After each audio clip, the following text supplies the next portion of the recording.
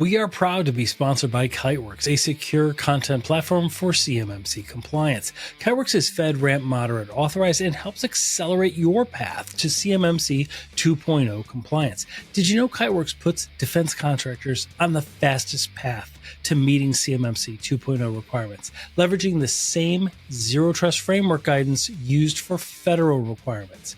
Kiteworks supports nearly 90% of the security requirements for CMMC 2.0 Level 3. This can drastically reduce the effort and costs associated with obtaining CMMC 2.0 authorization.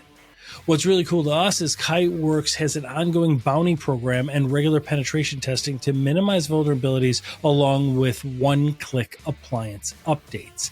Kiteworks provides unparalleled ease of use with its intuitive web UI, mobile apps, and even Outlook integration. This user-friendly experience avoids productivity disruptions during your CMMC 2.0 implementation. Accelerate your CMMC 2.0 compliance and address federal zero trust requirements with Kiteworks' universal, secure file sharing platform made for defense contractors. Visit kiteworks.com to get started. That's kiteworks.com to get started today.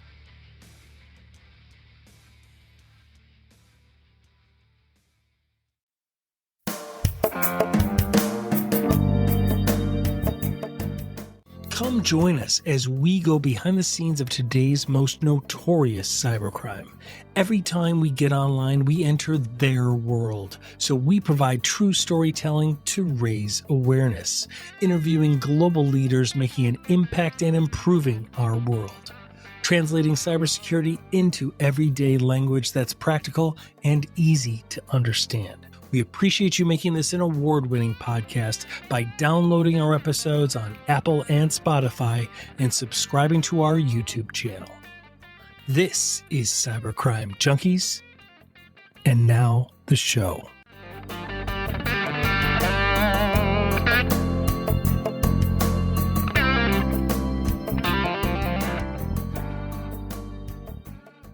Welcome, everybody, to Cybercrime Junkies. I am your host, David Mauro. And in the studio today, I am joined by a well-known expert in cybersecurity and privacy. I'm honored to have him on.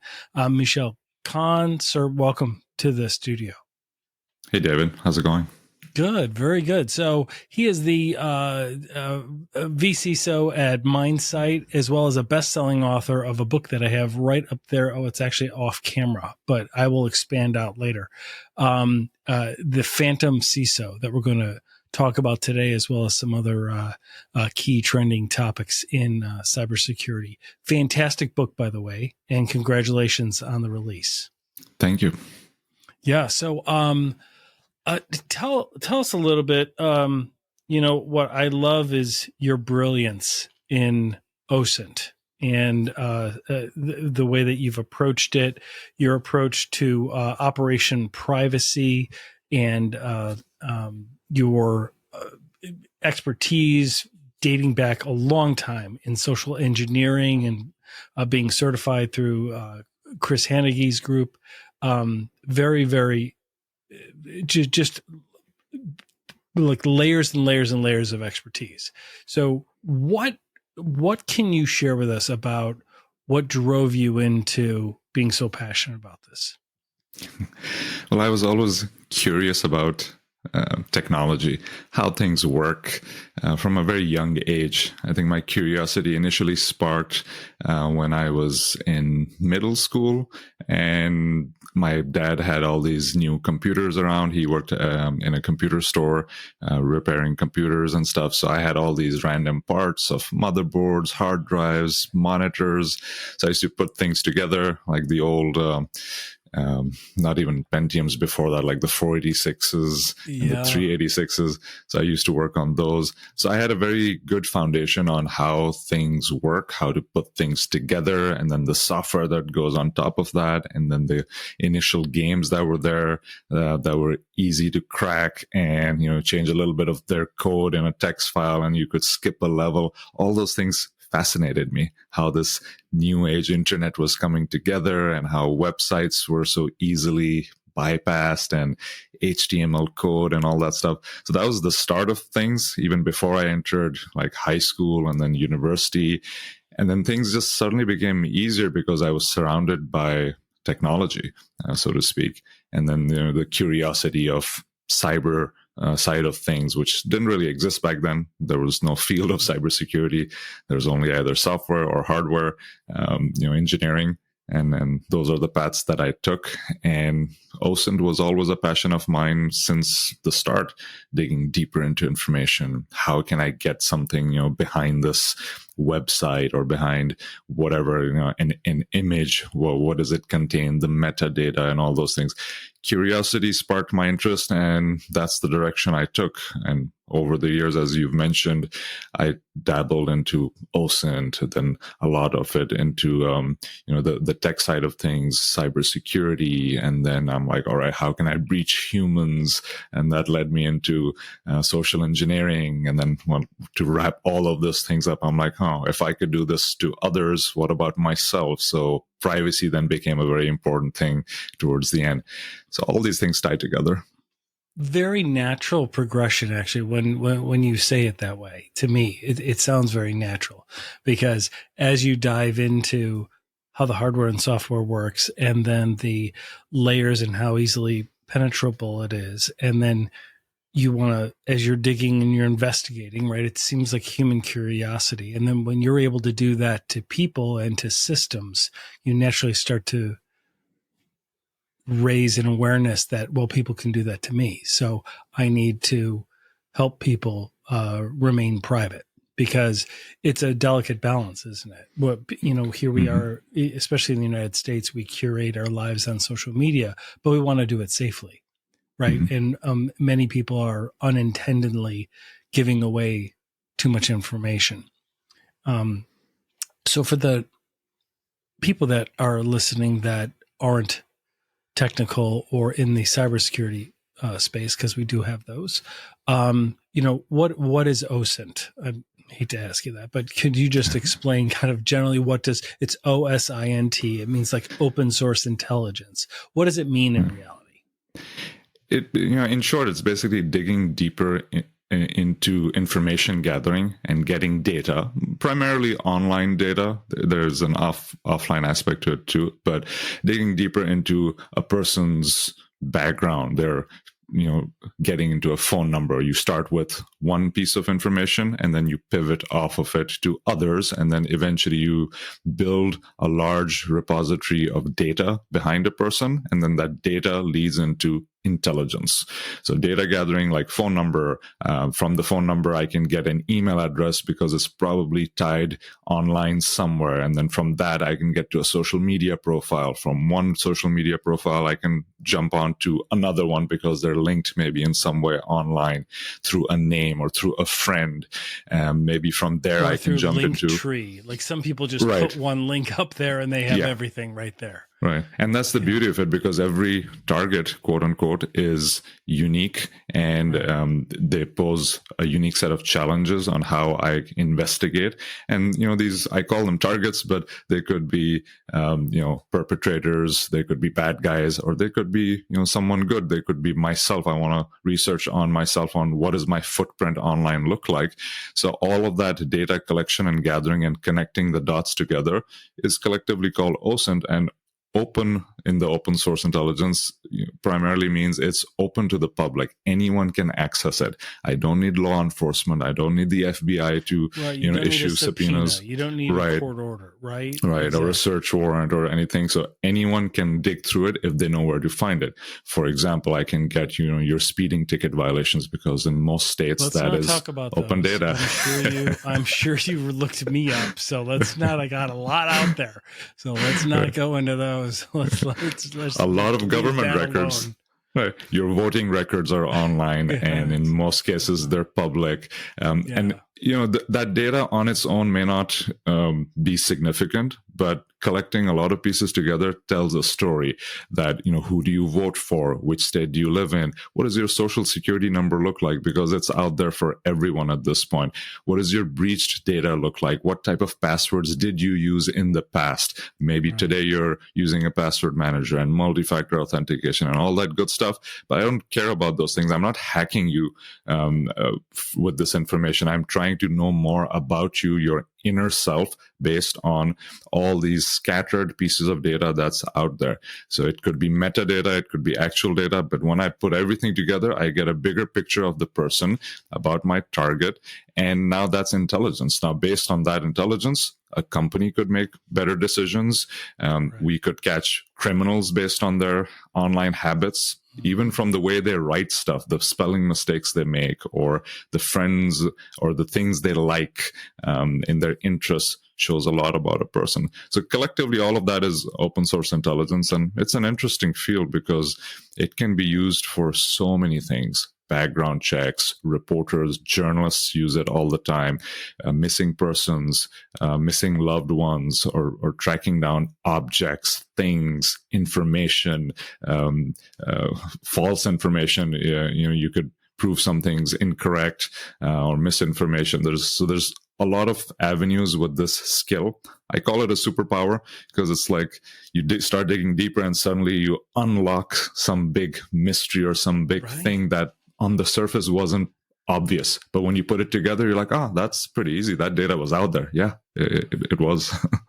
Let's talk about that. And within OSINT, there's a lot of subsections, right? There's a lot of subspecialties, aren't there? There's like GeoSINT and GeoInt and SOCINT. And can you walk us through what those are? So GeoInt is, as I understand it, is the ability to identify location of either a person today or where they were at the time when a picture was taken and they posted it online.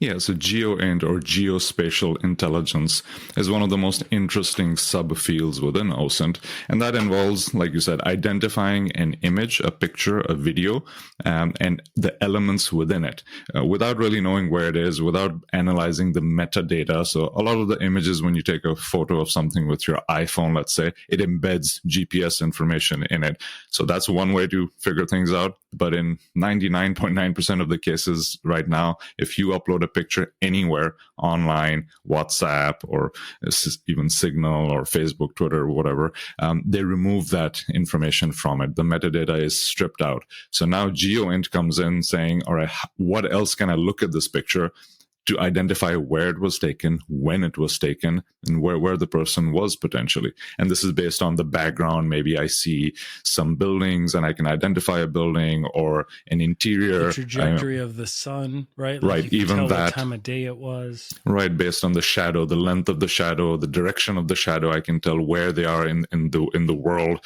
because the sun's angle changes depending on the hemispheres you're in and the time of day. I can tell, based on the shadow up to, a 10-minute, window on when this picture was potentially taken. That's remarkable. That's remarkable. And there are hints. Yeah.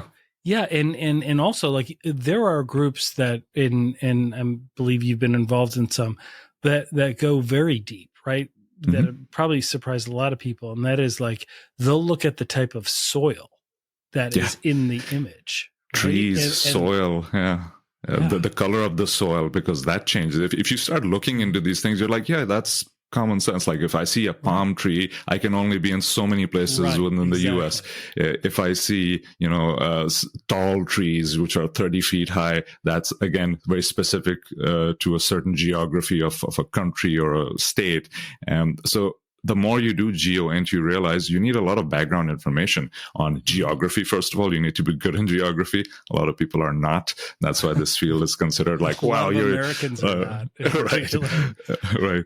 And especially when it comes to international. In Ohio, we don't know about Right? Yeah. And when you go international, you lose a lot of people. It's like, what is that license plate? Oh, it has an orange in the center. It must be Florida.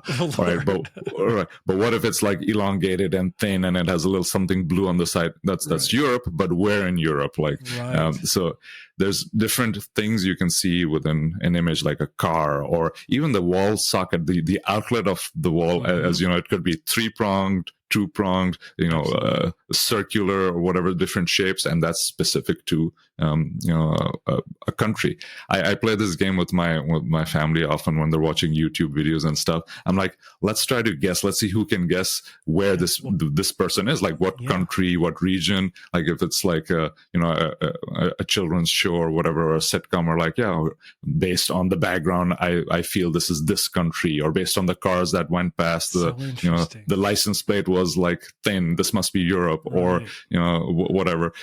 So it's fun playing these games because now the kids learn a bit of geography and the interesting side of geography, not just memorizing capitals and names and stuff. Not just for a test, right? Exactly. But saying, hey, that tree looks like a tropical tree. You think it's closer to a body of water, or this looks like desert. That tumbleweed or whatever went by.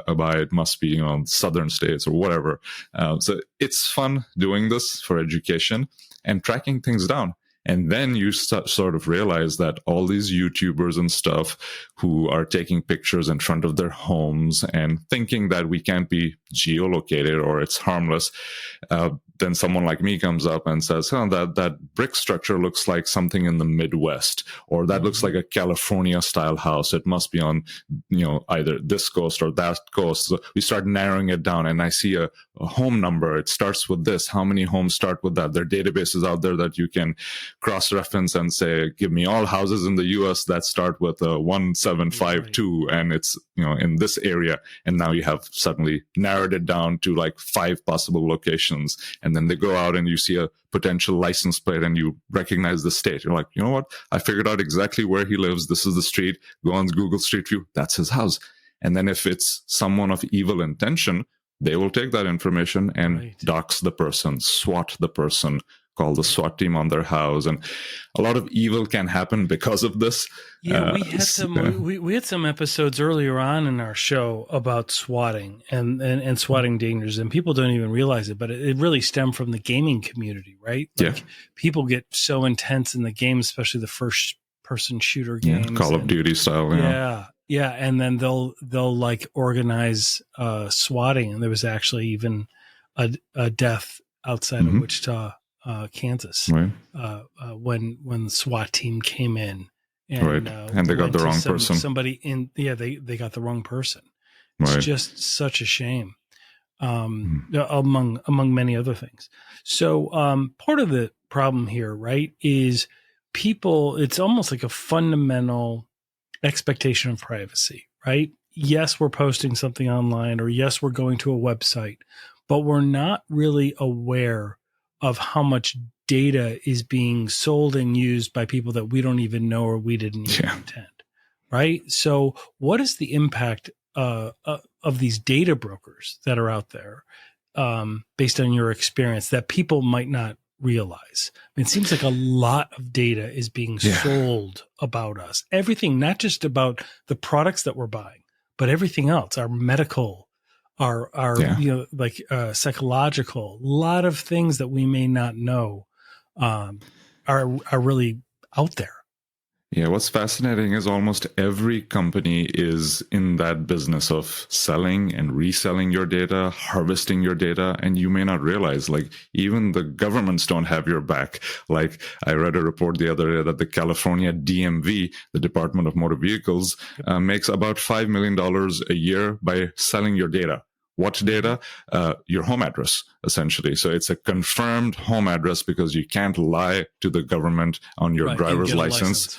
Right. And in California is one of the few states that you can actually mask your home address and you can put a PO box on your driver's license. So on the surface, anyone looking at it doesn't know your home address, but the DMV has it, and they're actually reselling your actual home address to data brokers. Now, if you do a background check with one of these premium services like LexisNexis or whatever, Now they have your actual home address confirmed by the DMV. I'm like, that's how they get such accurate data, because everyone's selling it. And if you ever do a no one FOIA, would expect that. Like the average American doesn't expect that when they're getting their driver's license, that their data is going to be sold. Yeah, I would recommend everyone to do a FOIA request on yourself. So Freedom of Information Act. So if you're in the US, you can go to your own local county or village or city and look up where you can do a FOIA request, and do a FOIA request on your home and see what information the local government has about you. And you can see on their public portal anyone else who has requested a FOIA request on either you or your home. And what you'll notice is almost on a monthly basis, these big companies like LexisNexis or Experian or Equifax are pulling reports on everyone's homes, on who lives here, what other data can I have, like the names of those people, any other thing that you've put in that form, in your county form, like a phone number, an email address. They get all of that data, they suck it into their databases, and now they have accurate data. I'm like, wow, I didn't know the data I provide to the government is being sold to these private entities, which make millions or billions of dollars out of it and make a service out of it. I'm like, I wish I knew about this, because I wouldn't allow it or give maybe fake data, or if it's an optional field, not give it at all. Most organizations only need maybe a name and an address, and that's it. And then the whole bunch of other fields are optional, but people fill it out anyways. And little do they realize someone else is making a lot of money out of that and potentially abusing that data. Stay with us. We'll be right back. Ever see a data breach in the news and think, what does this mean for me? Or what should my organization do because of that breach? Well, Cybercrime Junkies, we've got exciting news. We all know stories help spread security awareness. So July 1st, we launched season 5 of our podcast with a fresh, exciting twist. Cyber Flashpoints. These will be your go-to source for short segments. You'll see all the ways that storytelling helps you understand cybersecurity and how a podcast can even help keep businesses safe online. Come join us for season 5 and our new Cyber Flashpoint. Hey, before you go, did you know that over 80% of our YouTube viewers don't subscribe to our channel? What is the deal with that? It's free. We don't sell your data, contact you, or spam you. So do us a very important favor. This really matters to us because it's all about that algorithm. Please subscribe to our YouTube channel at Cybercrime Junkies Podcast, right there on YouTube. Thanks for listening, and let's make season 5 the best ever.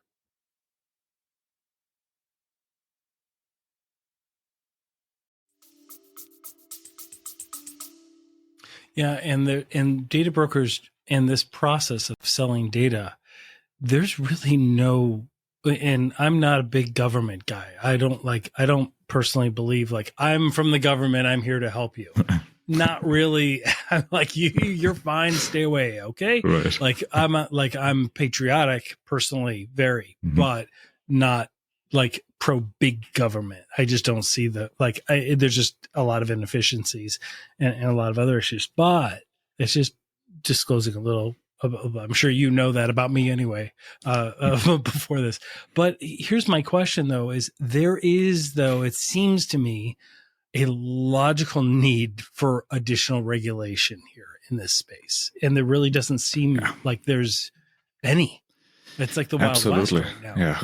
Yeah. So I never wait for regulation. I never, rely on the government for anything, that they're going to do anything that's in your best interest or even good for you, for that matter, in terms of data privacy.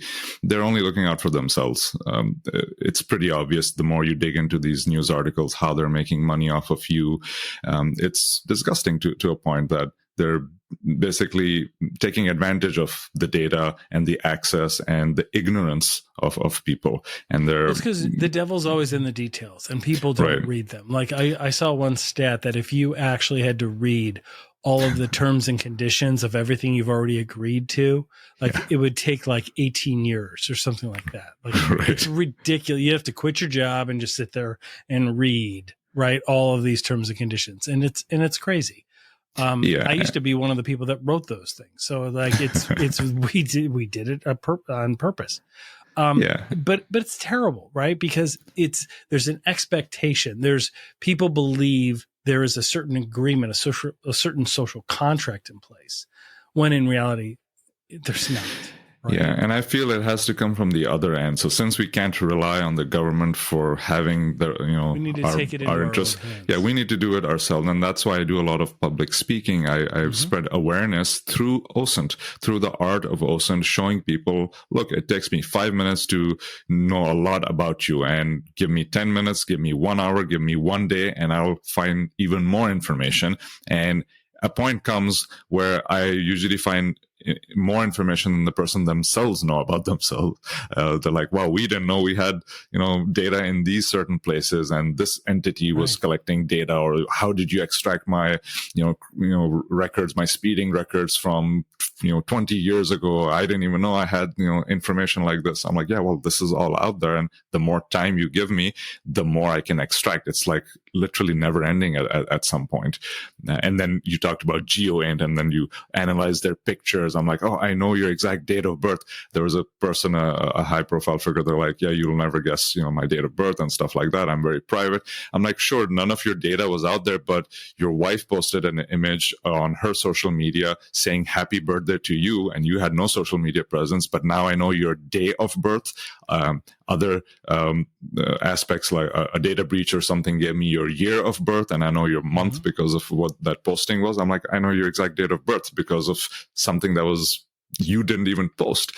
So I'm like, all these things connect to each other. There's social media intelligence, like you mentioned. So SOC Mint. There's this, which is GeoInt. And then there's network-based intelligence, there's business intelligence, there's human intelligence. If I can't find anything online, I'll ask humans, social engineering. I'll call up someone or yourself, and act like a marketing person or someone else who's here to do service and maybe got the wrong address. A data point to be used later. I don't know 5 things about you. I need to know the 6th thing, so you'll believe me because I know so much about you. But that one piece of information that I didn't have about you, I'll unlock that, and that's the art of social engineering. So there's so many ways to get accurate information, and then it becomes so dangerous suddenly when you realize that this can be misused very quickly. And that's what I kind of do. I kind of spread awareness. My goal is to kind of shock people a little bit and wake them up and say, hey, this is out there about you. What do you do next? And that's the question that gets asked. I'm like, well, you need to take care of your privacy yourself. No one else is going to, take care of it for you, especially not these large entities who are, their whole business model is getting that data out. They're not going to scrub it for you. You have to do it yourself. And that's why I created operationprivacy.com, a DIY portal. For the listeners and viewers, we have a link down in the show notes. Please go check that out, right? It is so interesting. So can you walk people through what Operation Privacy is and what you have later? So. Yeah, absolutely. It's a collection of very different forms of privacy. So there's the obvious people search websites, or anyone can go on these like fastpeoplesearch.com or spokeU.com and stuff like that, and look up anyone's name and date of birth and relatives, and a lot of stuff can be revealed. There's issues with those, aren't there? Like, I know Krebs on Security was writing about those. Some of those companies tend to be owned by people not within the United States. And then also when they go and they try and delete, or they make a request to delete, they have to give more personal information to prove that you're you. And then they wind up keeping that information anyway and selling it. Yeah, it's a vicious cycle. Yeah, so I have a lot of tips in my portal on how to delete as well. It's not just, here's the opt-out link, and that's a challenge in itself. So if you go to a website, domainname.com/opt-out, tomorrow they'll change it to /opt-out and then /remove. So they keep changing the opt-out links as well. So I kind of keep track of those things, and I update those because they don't want you to opt out. Imagine everyone opts out and the website is useless now. So I have tips on how to opt out. Don't give, real information on this or that. So first search yourself, only give the information they already have about you. If they're asking for something that they don't have, like a phone number, give a burner phone number. And I I walk through steps on how to get these temporary phone numbers, temporary email addresses that you can just use a few times and just forget about them. So it's a holistic approach. It's going to take, to be honest, 6 months for someone to really take care of their privacy, to have some control. So opt-outs is one section. Wow. Yeah, it's because, the opt-outs is just one subset of overall privacy. There's credit freezes, there's home privacy, there's device privacy. What are you doing on your phones? What are you doing for your home? Google Street View. A lot of people, have come to me, they're like, all right, I've wiped myself from Google Street View. No one can see the front of my house because it's a physical security risk. I should be good. And I'm like, well, this is what the front of your house looks like. They're like, how'd you get it? I blurred it on Google Street View. I'm like, well, there's Bing Maps, there's Apple Maps, and there's a whole bunch of other third-party mapping software. You forgot all of those. They're like, oh, wow, how do I keep track of all these different sources of information for the exact same thing? I'm like, well, operationprivacy.com, I highlight these things in different categories and subcategories. So once you're doing home privacy, there's all those things. Once you're doing device privacy, a lot of the other things. OPSEC, which is operational security, how to really start with password managers and MFA, and because you're going to be in a lot of breaches, how do you prevent the next breach, or at least muddy the waters? On that, because that relates to things that we train on in security awareness, as well as freezing the credit. But password managers, we get asked all the time, and it's really not an exciting topic. But so many people have come to realize it's important to have good passwords. So many people oftentimes will have a great password. They're like, I put this in, how strong is my password? And it's going to take 1 billion years for this one to crack. So I'm using it on everything.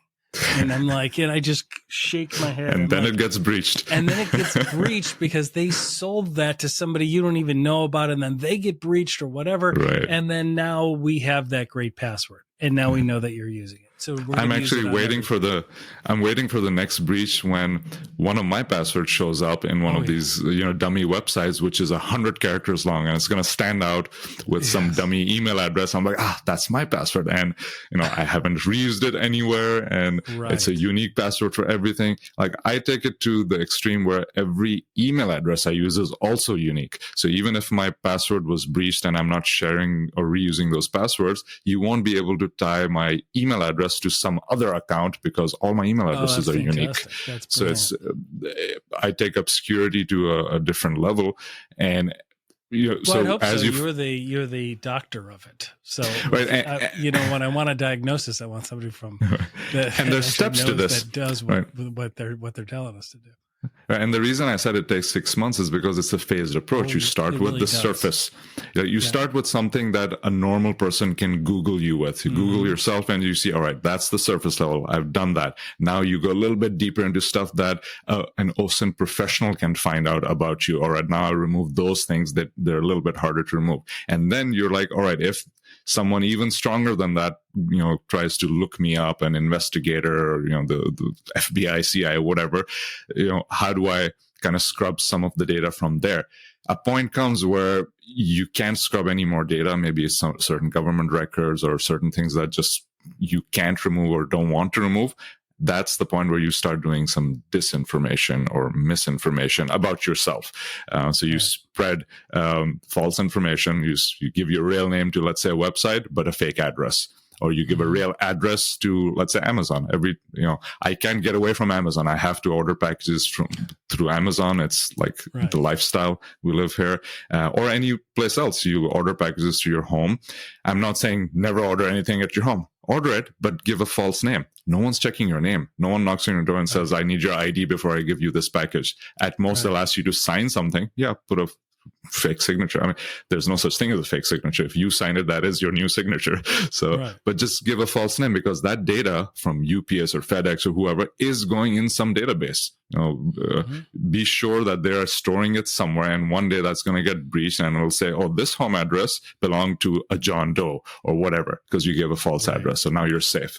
So that's the level of disinformation. And then privacy habits is what the ultimate goal is. So once you're done with all these tasks, I call them privacy-based tasks, eventually what should come out of this is privacy Good habits, better right. better Digital habits hygiene, right? Better digital hygiene, so that you don't repeat it, because the next time you give the same information somewhere else, you're back in the same boat. So you have to start changing the way you give out information. It's know that it's valuable, maybe not to you, but to someone else, and know that it can and will be abused by someone at some point in your life. That's basically my goal. Yeah, and it's really it's a tragedy when that happens. I mean, there's so many people that have had identity theft, and it costs a lot more than people think, and it takes a lot longer to repair that stuff, and and there's little tweaks. You have a lot of writings out there, and one I saw that was brilliant was the out of office messages. Yeah. So many people leave out of office messages. And what you have to realize is when social engineers or threat actors are sending phishing emails, et cetera, and they will receive your out of office your OOO message, as well as your coworkers and your clients or your family members. And so often they will use, like, people are disclosing way too much there. So you hit some really good points there about like just saying, I'm going to be unavailable, please expect a delay. You know how I discovered this? I do a lot of pen tests as well. So there's a company that hired me to do a pen test on, let's say, 500 email addresses that they have. So they gave me the email addresses, and I sent 500 emails, a phishing email to them, and to see who clicks on it. They're pretty strong in their defenses. A few people click maybe, but nobody gave me credentials.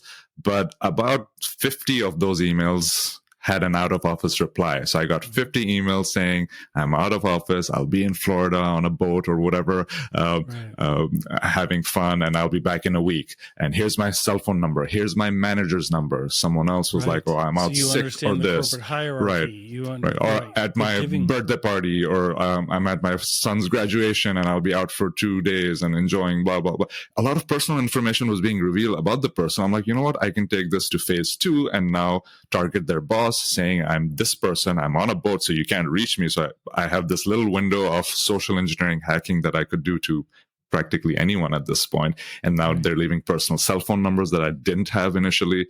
So I can pivot off of that and,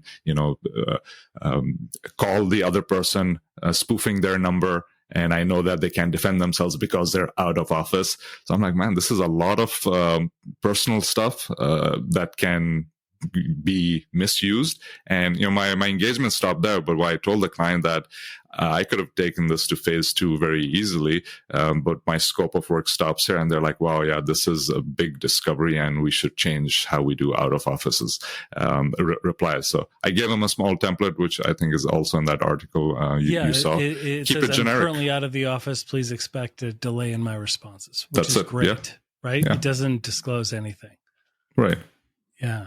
Really it's minimum information. Like, it's those little things. It's very subtle, right? Unbelievable. And that's the mind of a hacker. That's what I always say. Think like a hacker, no matter which phase you're in, whether it's ethical hacking, think like a hacker, whether it's privacy, think like what a malicious hacker would do to breach your privacy. Whether it's acting as a virtual CISO or a CISO to someone, you're doing your defenses, but think like a hacker again to see how should I prioritize my defenses, either personal or corporate, and that's when you will achieve faster results. That's fantastic, Mishaal. So let me ask you, AI is kind of a thing, kind of popular. People are using it a lot, generative AI. And so with that has come a great advancement in social engineering. What are some of the things that you're seeing? I mean, obviously, deepfakes have been in the news. Deepfakes are very concerning because in scenarios I'm aware of, people will receive either a business email, compromise email, like an attempt for that, or a social engineering attempt, and they'll say, oh, don't worry about it. Let's jump on a Teams meeting or a Zoom meeting. And they'll get on just like we're doing now, but we're not us. And it's generative AI doing an actual deepfake. What can people do to defend themselves, to identify those? How has technology advanced to detect that. I saw that I believe NIST is creating a platform that they're trying to build resources, public-private, collaboration to establish better detection mechanism from a technological sense. What are you seeing? So as a hacker by heart, I've done a lot of ethical hacking, pen testing and stuff. I would say it's very hard to detect and defend against these things using the current tools that we have and current mindset that we have. So in the last 2 years that, all this chat GPT and AI and stuff has exploded and access has been given to free to the good and the bad. Things like emails are harder to detect because they're being generated using ChatGPT. So no more spelling mistakes, grammar mistakes. They're very perfect in terms of business relevance, and they're phishing emails. So that detection is poor now, looking at the content. Voice can be cloned perfectly well. We've all seen it. A lot of websites that do a very good job at this. I do it in almost all of my presentations. I clone someone's voice, have a conversation with them, and show how easy it is to fool someone with spoofing a phone number, another technology that's been out there for decades. Combine multiple things together, impossible to detect a spoofed call. I actually had a vendor, since I work in the corporate side as well, a lot of vendors pitch me their solutions and they're like, oh, we can detect spoofed calls and cloned voices and stuff. I'm like, all right, can I test it right now? They're like, what do you mean right now? This is like just a demo environment. I'm like, yeah, can I call into your demo environment, which I see a little call center that you have? They're like, yeah, sure. We can set up another call for that. I'm like, no, like right now. Give me 30 seconds and I'll set it up. They're like, oh shit, okay. So I gave them a call. I turned up my software and I spoofed one of their cell phone numbers. I'm like, this is one of your personal cell phone numbers. They're like, how'd you get that? I'm like, well, while you were doing your slideshow presentation, I was doing OSINT on one of those folks and I got their personal cell phone number. I'm like, you're going to get a call right now. They got a call from one of themselves and it was a cloned message that I had, a voice message. I'm like, what do you see about this call? They're like, well, you got like a or something in their rating system and we let the call through and it was basically almost perfect. And the reason it got an A- was because it was being spoofed or whatever. I'm like, it should have been like a C or something because everything was wrong about this call. They're like, yeah, well, that phone number wasn't really in a database of known bad numbers, like scam or spammy numbers. So I'm like, so this is not AI. The whole thing was like, we're using AI to detect AI. I'm like, but you're using a database to run queries against. Static database that they have to update. Yeah, and they're like, no, we have some AI detection. I'm like, hold on, let me prove that to you. I'm like, let's Google known scammy numbers. So I picked up a number that was on some website saying this is spam and if you get a call from this, and I cloned that number and their system gave it like an F or something. I'm like, see, there you go. I just proved. I just changed the number. And so that's how detection is working right now. They're not using AI to detect. It's not keeping up. Right. And so I'm like, attackers have the upper hand right now. And then take it one notch up from text to audio to now video. Same thing. You're fooling humans with video. You're not fooling any other technology. Technology is not going to detect it as quick. And when it does, that hackers are going to up their game and make something better, more believable. What I'm surprised, my personal observation on the video deepfakes is just in the last 4 to 6 months, they have gotten virtually undetectable, at least by me. Yeah. Before I used to be able to tell either the voice or the lip syncing or the head movement. And now people are on there, they're moving around, they're talking, the inflection of the voice, the lip syncing, it's undetectable. It's unbelievable. I'll tell you a scenario, like a couple of months ago when it wasn't that great, where you could tell, this is a fake video. I can see some pixelation or jerkiness on their face and stuff. It's not syncing right. I took that crappy video of someone. I said, let me clone it and I'll still fool you into believing this is real. And this is how a hacker mindset works. So I took that video. I'm like, I played the original. I'm like, they're like, yeah, this is pretty fake. I can tell this is a fake video. It looks like me, but it's not me. It's obvious it's fake. I'm like, all right, obvious, right? I took some software software, some basic free video editing tools, and I chopped up the video into many pieces, put some black frames in between, made it pixelated and stuff. And I took the audio and I cut it up into pieces as if the connection was very weak. And then I replayed the video and I'm like, yeah, it's so bad. The video quality is terrible. I'm like, but you can tell there's a guy in there that kind of looks like you, but it's so choppy. It's like they're having a bad internet connection. And then I shut the video off. I just put a black screen and I just played the audio. I'm like, imagine this was a conversation with you over Zoom. And you're like, yeah, I saw the person a few glitches of his video. So that's him. But now the audio is perfect. So I believe the audio. I believe the caller ID. Right. Everything else is believable. And the video is questionable, but you know what? I'll let that go. And the whole call suddenly seemed very legit. So I'm like, this is how a hacker mindset works. If technology is not with them, yeah, and we'll do something else. Is that the name that they're going to use is somebody that actually works at the company, right? And the phone number that they're going to use is actually tied to the person, right? And they're going to have the OSINT done, so any questions that you're going to ask, they're going to be able to answer. And so that's really the scary part. Yeah. And I think what the solution to all of this is not more technology to beat technology. It's a change in process.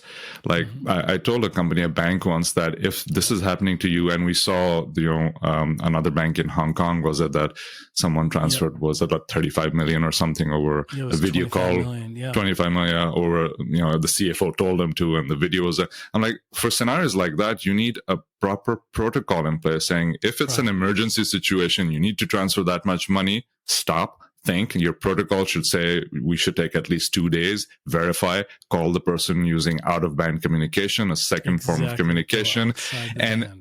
And if you're bypassing all of these and your CEO, CFO is saying something like, no, we need to bypass all this to do it now, well, that's a red flag. Don't do it. In fact, companies should take proactive measures in doing pen tests, which kind of reveal these things and say, I'm going to try to bypass your protocols. I'm going to hack your protocols, not technology, and your processes. So now what I started doing is I hack processes. I say, your technology is pretty good, but let me hack the process, and let me bypass, BEC, business email compromise and stuff. Let me social engineer you into bypassing some of the hard and fast rules that you've set, and see how well people respond to that. And if that breaks, well, that's your gap right there. So I think if you control that better, the largest breaches too, haven't we, Mishaal? Like we've seen that. And when you think of like MGM breach, they're calling help desk.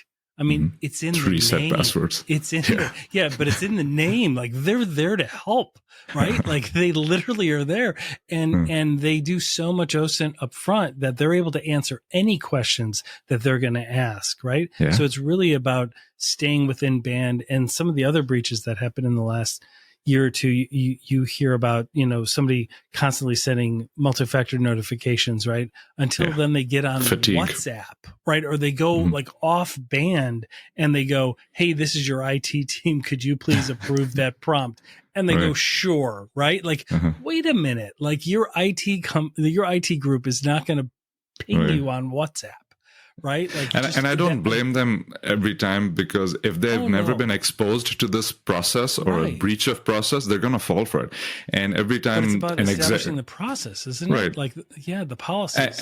And I've been told, like, the blame game happens a lot. They're like, oh, our employees are stupid, or they fell for this, or they should be penalized with more training. Yeah. And to that, I always say that if you feel that that's the case, then you're going to be my next target. I'll do a pen test and I'll pick on only the CEO, and give me like 5 attempts. I will get through eventually, and I will make you feel silly if you think your employees are silly, not following protocol. Everyone will eventually fall for it. It's a matter of testing and awareness. If you're not investing enough in testing, they're not, being exposed to something that will eventually happen, and spread awareness.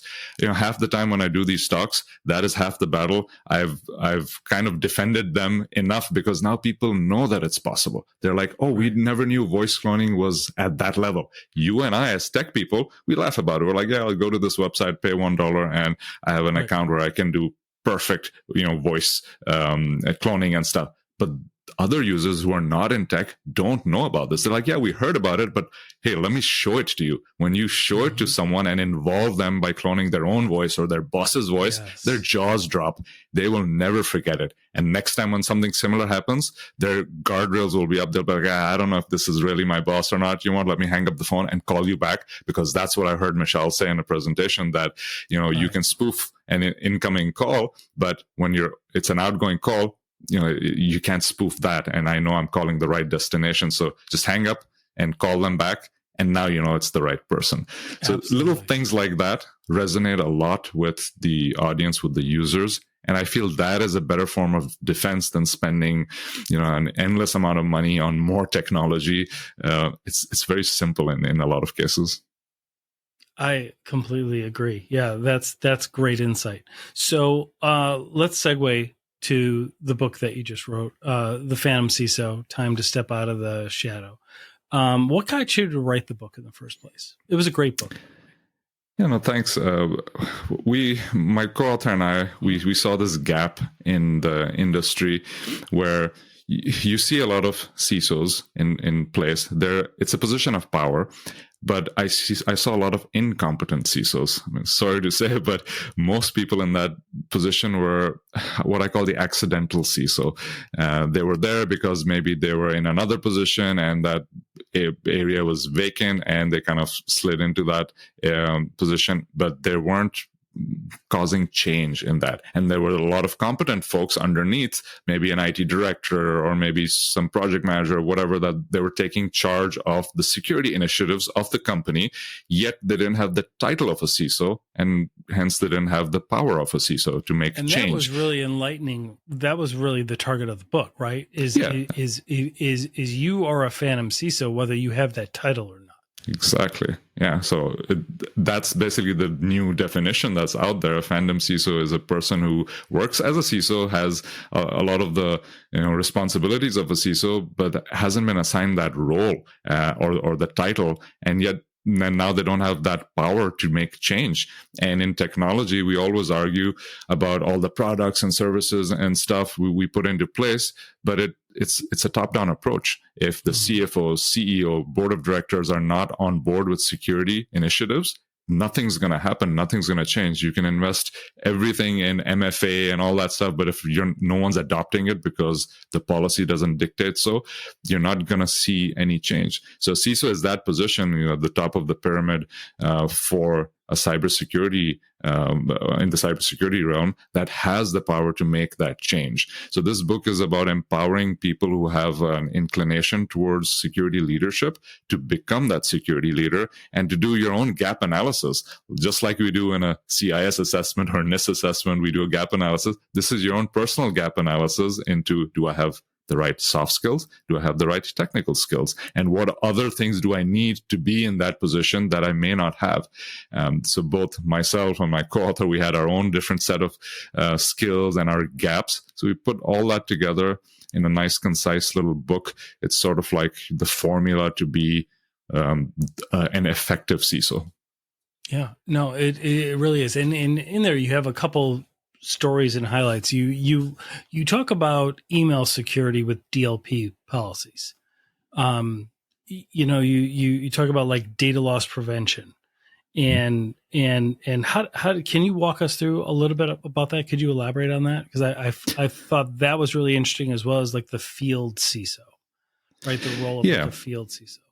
Yeah, so I've been a very technical CISO in my career, and there's a lot of things you can do on something as simple as email. So email security is a lot more complicated than people implement it. They'll just implement it with default settings. I'm like, no, have some DLP, so data loss prevention features in it. So as emails are going across the organization, see what's in there in terms of sensitive data. Are people exchanging, invoices with routing numbers in them or social security numbers in them? Because if they are, that's clear text. It's going to get breached. It's in your inbox. So in my own company, our HR had was emailing back and forth insurance forms and stuff, and those forms had social security numbers in them, and our DLP kind of caught that, and we're like, when the organization gets breached, and especially you, HR, when your account gets breached, in your sent items folder, you have everything for everyone. That's a lot of sensitive info. So we kind of changed the dynamics that we're like, all right, from now on, the policy is you can't attach things like this, and you'll get a warning. So the DLP solution will initially just give you a warning saying, there was some sensitive information. Here's the link to our policy. Attach it using, OneDrive or Google's attachment feature, and just send a link to that attachment, because you can revoke access to a link later. And if someone breaches your inbox, 2 years down the line or 2 months down the line, that link won't be valid anymore. So they don't really get any data.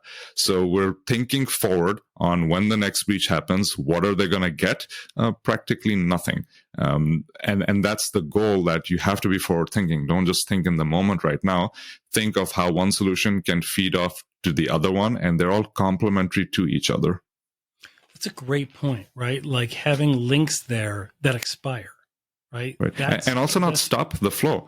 Like, I think one of the other things I mentioned there was do it in phases. Don't just say, I'm going to block that email because it had sensitive info. Now you're going to cause disruption in the organization. Because then that's the balance between cybersecurity and convenience and interrupting business operations, which we always get in trouble for. So we don't want that. So educate first, spread awareness first, whether it takes 2 months, 3 months, whatever. Sure, you're vulnerable during those few months, but then when you actually make the switch over, the change, it's easier. There's less friction. People already know the value of why you're putting this additional control on top, whether it's MFA, whether it's something else. Now they're much easier and more accepting to that change. It makes your life as a security practitioner much easier to implement something.